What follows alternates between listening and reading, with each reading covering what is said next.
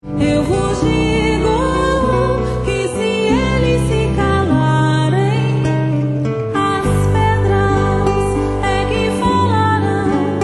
Vossos velhos terão sonhos, vossos jovens profetizarão. Que continuidade ao programa Nossa Evolução. E o tema de hoje, iniciando o ano, né, é ciclo das vidas da consciência. Ciclo das vidas da consciência. O ciclo existencial do espírito, o ciclo existencial, o ciclo de vida, né, resumidamente. Então nós temos aí todos esses sinônimos. E o que é esse ciclo de vida? No começo do nosso programa, Nossa Evolução, foi um dos temas que eu tive, assim, uma prioridade em tratar sobre o ciclo da evolução e foi um dos primeiros temas que nós tratamos aqui nesse nosso programa. Então, salvo engano, no episódio 1, vídeo 2, nós tratamos exatamente desse tema, ciclo das vidas da consciência, o ciclo existencial do espírito, ou ciclo da vida, né? E aqui eu trago novamente para a gente iniciar esse ano pensando quem nós somos, né? Como é que nós nos manifestamos dentro dessas diversas fases de vida.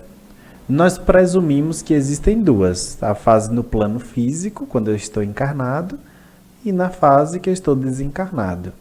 Só que os evoluciólogos, que é quem estuda o processo de evolução, eles categorizam em 3 fases. Nós temos a fase pré-renascimento, né?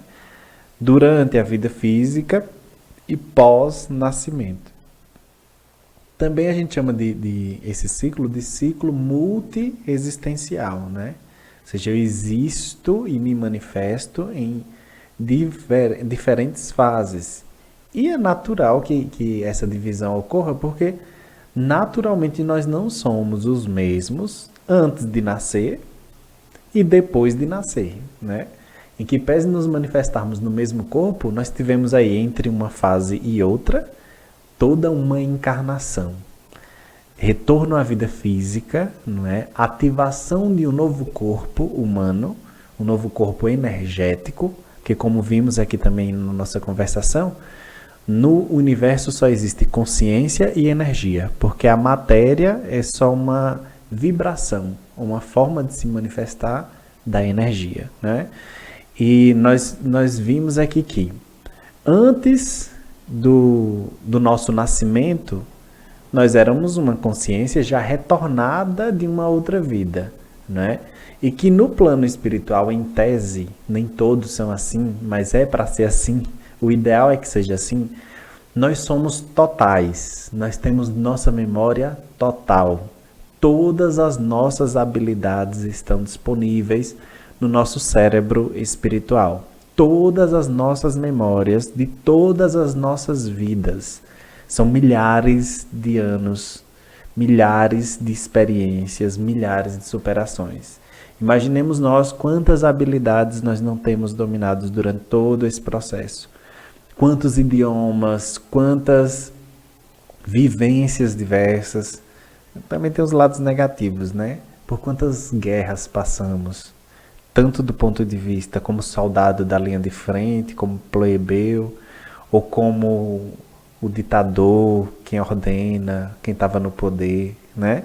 Então nós tivemos aí vivências diversas, passamos por sociedades avançadas, como a Grécia Antiga, Roma, também por sociedades precárias que ainda hoje existem, né? Então nós temos aí um panorama gigante e nós resgatamos essa memória teoricamente quando retornamos ao plano espiritual. Então antes de nós encarnarmos, nós estamos com a bola toda, né? Em nosso potencial total. Nós estamos aí totalmente sabendo quem somos.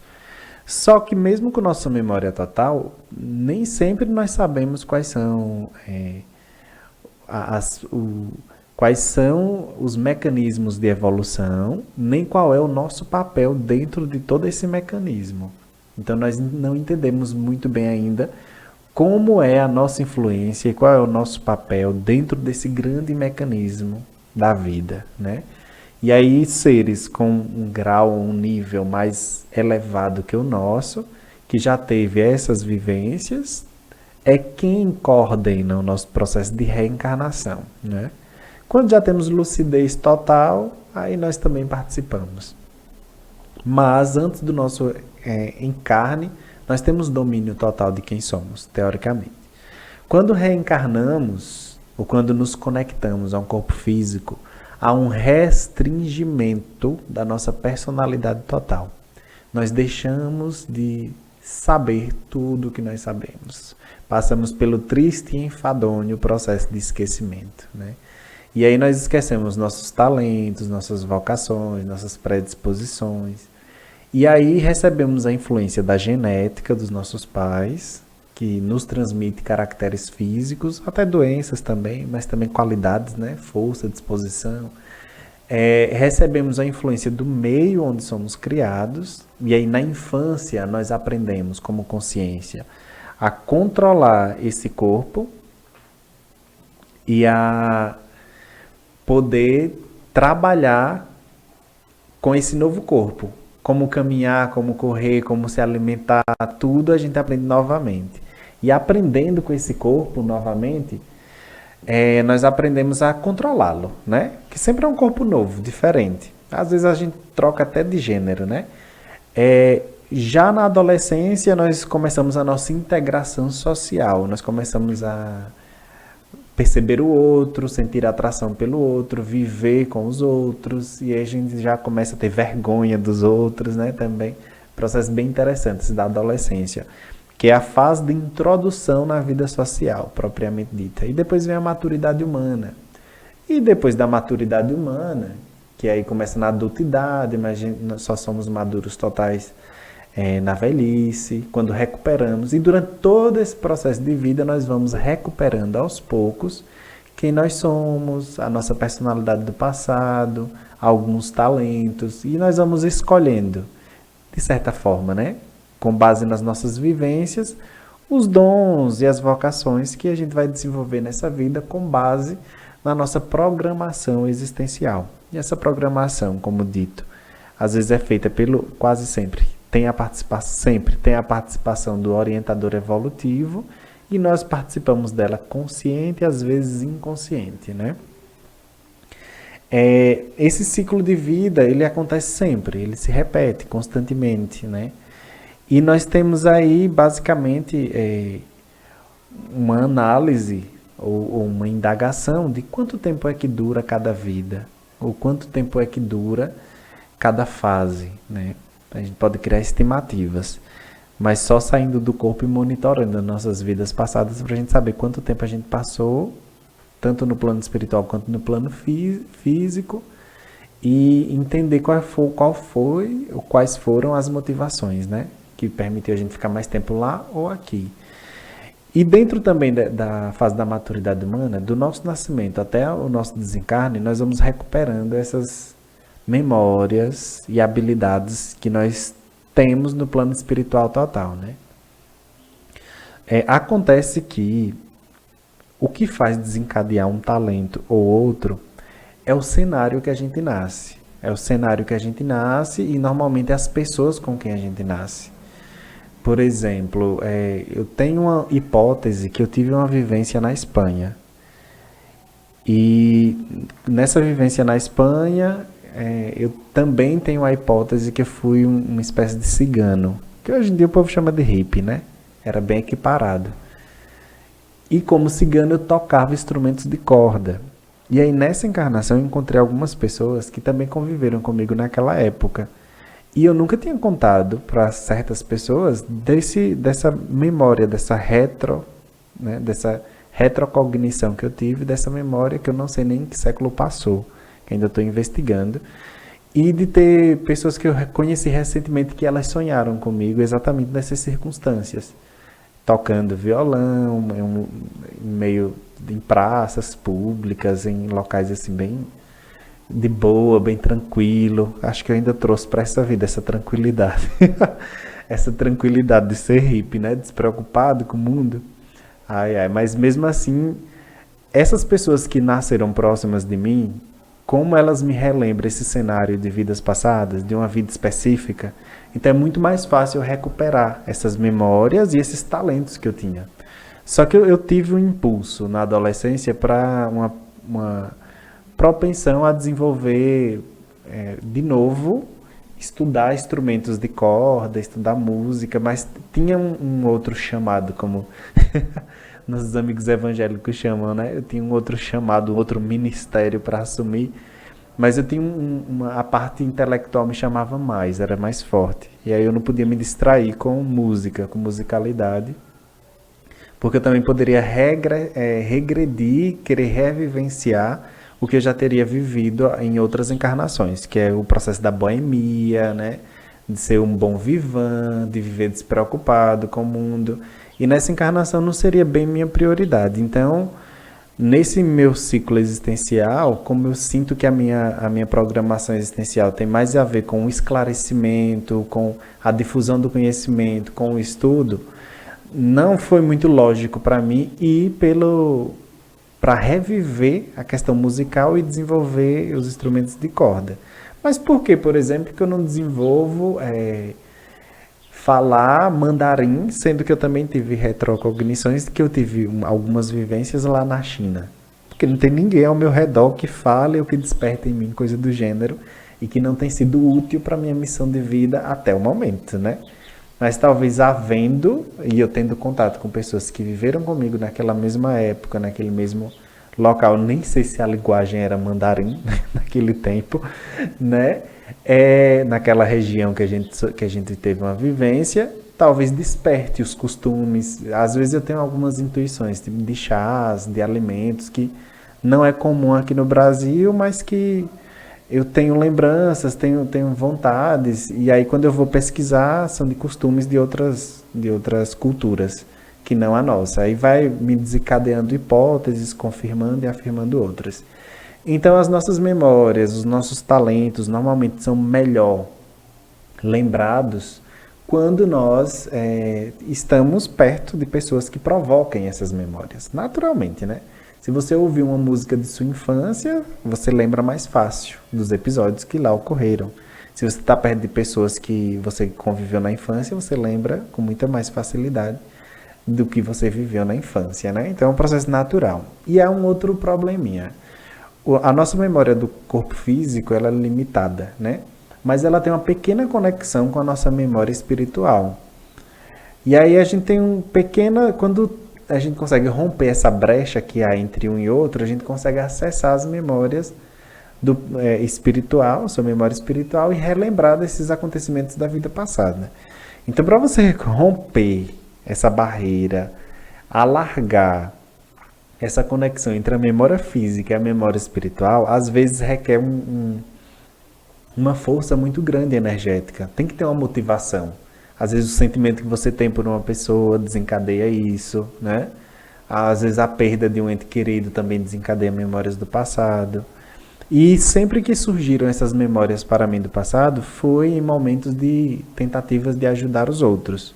Quando eu tentava ajudar os outros e ia desistindo, aí eu tinha memórias do passado que reafirmavam os meus laços com aquela pessoa e eu saía daquela zona de sentimento de desistir da pessoa, que não era obrigação minha, para um sentimento de é ótimo ajudar, eu quero ajudar, vai ser bom para mim e para a pessoa.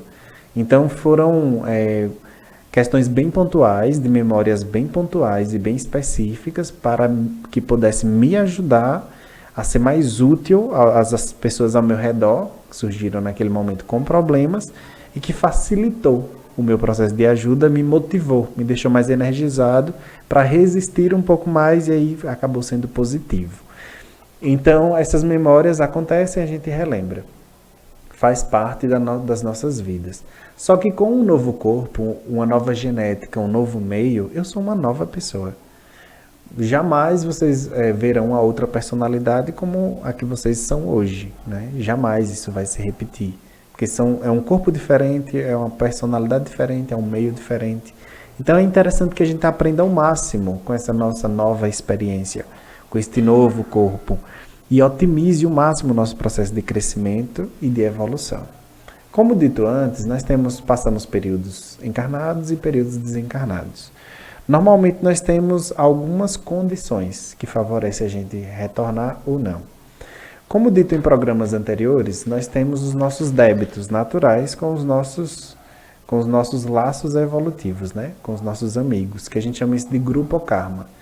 Então, se eu tenho um grupo karma, quando ele reencarna, reencarnou várias pessoas que são importantes para o meu processo de evolução lá nos Estados Unidos. Poxa, assim que um deles engravidar, meu amigo, eu corro e me conecto e reencarno, naturalmente, energeticamente, porque eu preciso e estou conectado ao meu grupo karma. Então, o grupo karma da gente é uma das formas da gente nascer rápido. Então, terminei uma vida, mas meu grupo karma já reencarnou, eu volto imediatamente. Basta uma pequena oportunidade. Por isso que se a gente vacilar, no instante a gente enche a casa de menino, né? Porque sempre tem pessoas aí doidas para voltar, porque o grupo karma atrai energeticamente espíritos, seres aí para retomar o seio familiar e continuar seu processo de aprendizado, entendimento e evolução.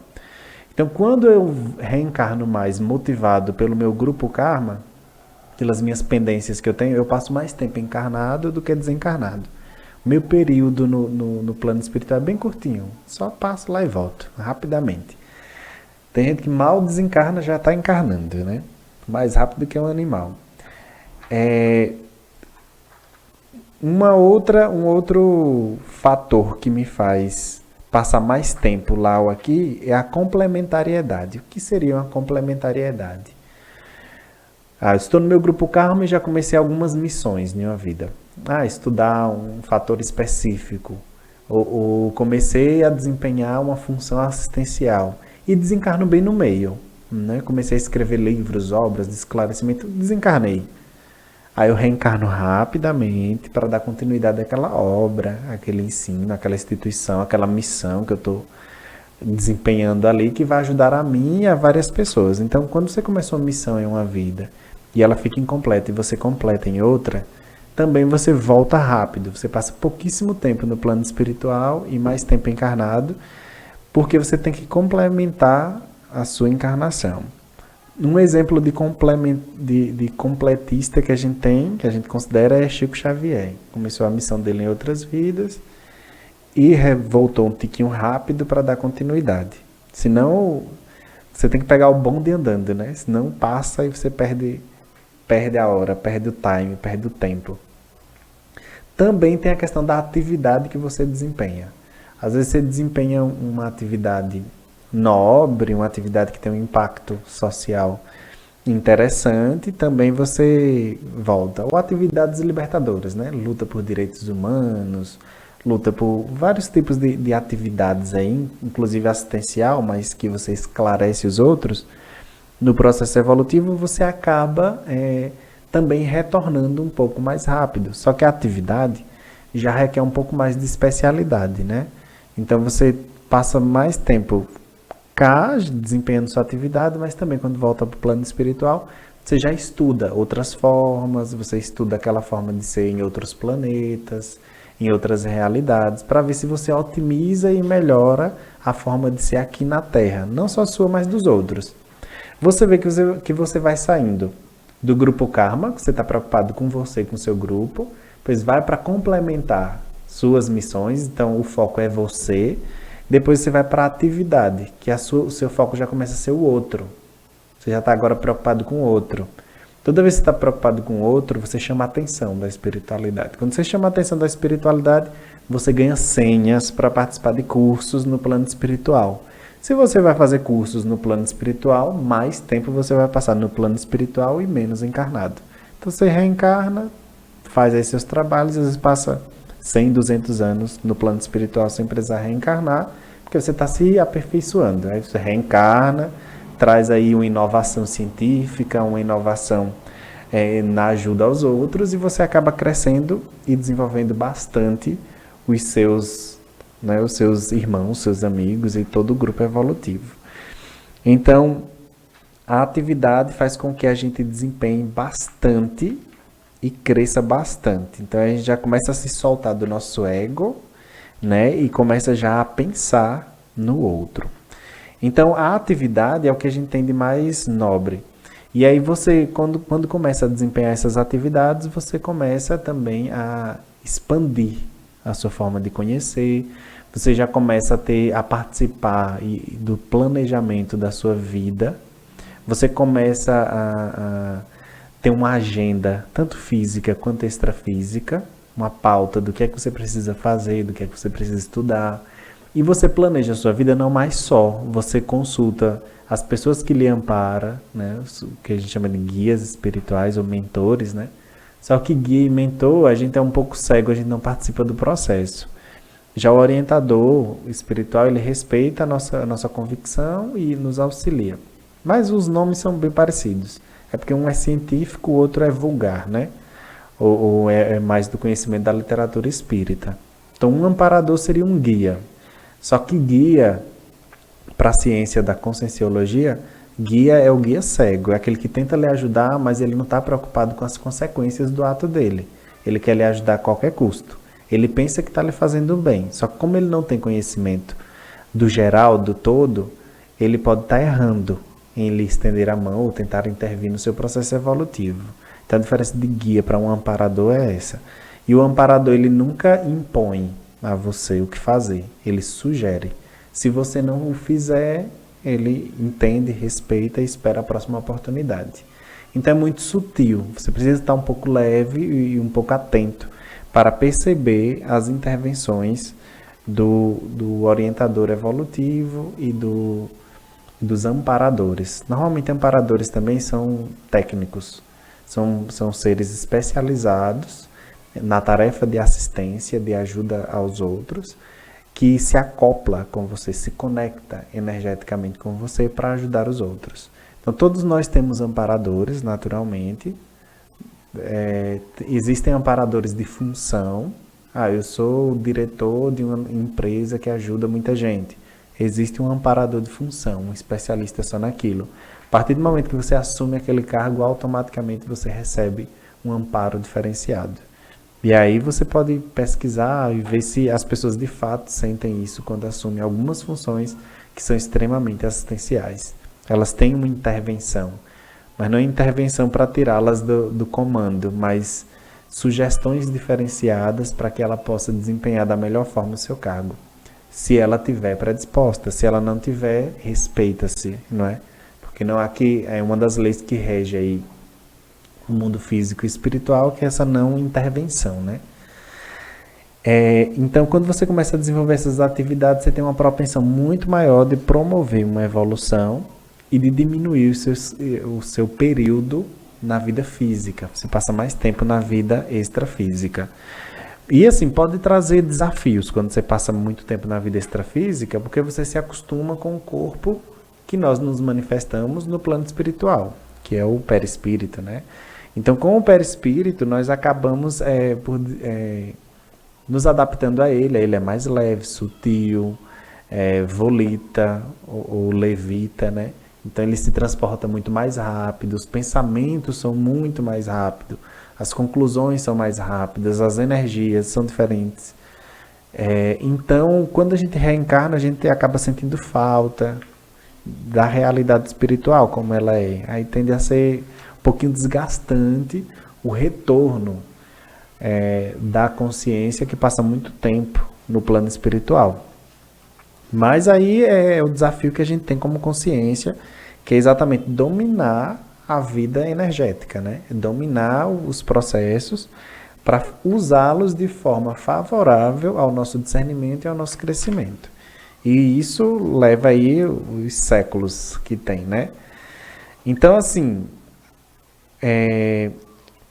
nós dependemos e precisamos desse nosso esforço, e tudo isso só pode acontecer quando você exerce a sua vontade. Nenhum processo evolutivo ele pode ocorrer de forma impositiva, em que pese nós somos arrastados aí pelo processo evolutivo natural, que é uma evolução compulsória, mas você só evolui se você quiser. Às vezes tem as oportunidades diversas ao seu redor, mas se você não quiser, não tenha dúvida que as consciências evoluídas elas não vão lhe forçar. Agora, a partir do momento que você quer, você exerce o seu livre-arbítrio para para escolher, tem a vontade, se esforça e se organiza, você vai chamar a atenção e você vai receber amparo, assistência, consultoria, né? Para poder evoluir. Porque a nossa maior missão aqui, talvez, é sair desse estado de inconsciência que a gente vai vivendo sem saber ao certo o que é que a gente tem feito, para passar para uma vida mais consciente, onde nós tenhamos o domínio sobre quem somos, sobre o que queremos, onde é que estamos, que nós podemos perceber a realidade ao nosso redor. E com essa lucidez, sentir e intervir e ajudar os outros à medida de que isso faça sentido para a gente. Isso fazendo sentido, a gente acaba crescendo, aprendendo e desenvolvendo a lógica, o raciocínio, a memória, o aprendizado como um todo. E aí nós podemos evoluir de uma consciência ainda que recebe muita influência dos outros, do mundo, da genética, e que nós ainda somos sufocados por esses 3 fatores que dominam ou que se impõem à nossa paragenética, à nossa personalidade, na nossa capacidade de acuidade, de raciocinar, de buscar e de aprender. Então isso impede que a gente evolua, ou seja, que saia desse patamar e vá para outro patamar onde nós tenhamos um domínio maior sobre nós mesmos. E aí nós podemos terminar essa encarnação sendo uma consciência lúcida, que tenha lucidez, que entenda, que compreenda. E eu penso que isso é uma ambição racional, evolutiva e lógica. A gente tem que ambicionar, que querer ser uma consciência, um espírito lúcido. O que é que eu estou fazendo aqui? Por que eu estou fazendo isso? Para que eu estou fazendo isso? Não é quem é que eu sou? São indagações que a gente precisa ter. Senão você vai ser facilmente manipulado em qualquer circunstância, não é? Então, se você não souber quem você é, se você não souber quais são as suas intenções, se as suas intenções não são éticas, se você, identificando que elas são antiéticas, você não as modificar, é possível que você entre no joguete da vida. Então, se você for escolher atalhos, os caminhos fáceis da vida, naturalmente você vai se desgastar muito mais e passar muito tempo sofrendo. Não é tão inteligente, porque sofrimento a gente já teve demais. Então a gente já sabe como é. E aí a gente fica atrasando, postergando os nossos processos evolutivos. Isso não é tão proveitoso, nem para nós, nem para aqueles que dependem de nós, que estão aí esperando a nossa melhoria para que eles também se melhorem, né? Um dos grandes desafios também é que muitos de nós que já somos intermissivistas, ou seja, estudamos antes de reencarnar e, portanto, temos uma facilidade em compreender o mundo espiritual, esses bastidores da vida. Claro, depois de muita leitura, muito esforço, muita lembrança do passado e muito sofrimento também, é que a gente tem acesso a essas memórias e aprendizado. Mas nós também tivemos no passado uma vida de liderança. Nós fomos líderes em algumas encarnações, e essa postura de liderança, de ter a responsabilidade sobre um grupo de pessoas, às vezes a gente tem liderança compulsória, né? Dentro da família, às vezes a mãe é a líder, o pai é o líder, ele tem aquela liderança compulsória que a vida e circunstâncias o impõem naquele sentido, e ele não consegue fugir daquilo, até ajudar todas aquelas pessoas a serem independentes, a se desenvolverem. Então, no passado, em algumas das nossas vidas, nós tivemos posições de liderança. A maioria dos intermissivistas tiveram. Intermissivistas são pessoas que estudaram antes de reencarnar. Então, uma das nossas missões é recompor ou auxiliar as pessoas que, de certa forma, nós corrompemos. Talvez desdizendo tudo o que dissemos, né? E trazendo aí ao mundo novas ideias, novas formas de se pensar e novas formas de perceber a realidade física e não física, para que possamos crescer, nos aperfeiçoar e evoluir. Então, o ciclo existencial das vidas, ou o ciclo das vidas da consciência, compõe-se de 3 fases, basicamente, né? Pré-nascimento, durante a vida física e pós-morte, que é quando nós fazemos o nosso balanço. E nós vemos se repetir isso em todas as fases da nossa vida. Por exemplo, nós temos, se você trazer para o seu pequeno universo no seu dia a dia, você tem como é que você está antes de dormir, né? Pós-dormir e depois que você dorme, quando acorda, né? Então nós temos também essas fases, né? Como é que você está antes de reencarnar? Como é que você está durante a encarnação? Como é que você está depois da reencarnação? Então, assim, depois de um dia, você não é igual ao dia anterior. Você já é uma nova pessoa, com novos conhecimentos, novas habilidades, novas possibilidades, né? Uma nova forma de se manifestar. Então, o ciclo da vida da consciência, basicamente, são essas três fases. Complexas, não é? Que trazem aí desafios enormes para o nosso processo de crescimento, mas é importante compartilhar que é assim que se processa a vida, para que nós possamos, sempre que entrarmos na vida, termos como meta sairmos dela melhores. E o sair melhor não é você só modificar um costume ou outro, uma forma de ser outra, não. Tem que ser uma mudança integral na sua personalidade. Você precisa promover mudanças profundas. E você não precisa mais, hoje em dia, esperar um sofrimento assim monstruoso para que você se promova seu crescimento, sua melhora. Todos nós já sofremos em níveis profundos. Muito. Então não é preciso esperar o sofrimento vir de novo para você tomar a iniciativa de se melhorar, de se aperfeiçoar como ser humano e de se aperfeiçoar como um espírito, como uma consciência multimilenar. A morte, ela é só uma passagem, né? As pessoas ao nosso redor os nossos laços são eternos, a gente nunca estará só. Então, é importante, pensando em tudo isso, promovermos a nossa melhoria para ver se a gente sai dessa vida um pouco mais lúcido, né? Eu penso que a gente merece alcançar aí uma condição de ser desperto, de ser lúcido, de ter essa vivência multiexistencial de forma mais sadia, sem estar agredindo tantos outros, sem estar sofrendo tanto, aprendendo bastante aí com todos. Então, deixada aqui essa nossa conversação e essas nossas informações, encerro esse nosso capítulo, né? Esse nosso episódio e essa nossa conversação sobre ciclo existencial, desejando a todos que neste ano comecemos aí com muita força, com muita energia, com muito crescimento, né? E com a ambição saudável, sempre, de nos tornarmos melhores. Penso que é uma batalha que a gente tem que ter conosco diariamente. Como é que eu posso hoje ser melhor do que ontem? Como posso amanhã ser melhor do que hoje, né? Como é que eu posso, dentro das minhas possibilidades, ser útil a mim e aos outros, né? Se priorizar, porque quando você evolui, você otimiza o seu ciclo existencial, e otimizando o seu ciclo existencial, você se aperfeiçoa, cresce e dá ao mundo o presente dos seus dons, das suas habilidades, do seu conhecimento e do seu crescimento. Obrigado a todos e até o nosso próximo encontro.